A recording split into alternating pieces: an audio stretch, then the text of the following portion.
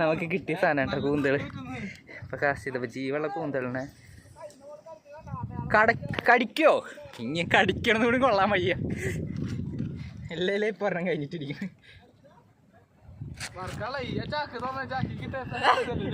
4 ചാക്ക് നിറക്കണ്ട കിട്ടി കൂന്തലാട്ടോ, ഫ്രഷ് കൂന്തൽ.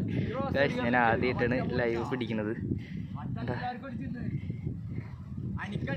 ഇടുക്കി തീർത്തു ഇതുമേലാട്ടോ പിടിച്ചിട്ടുള്ളത്.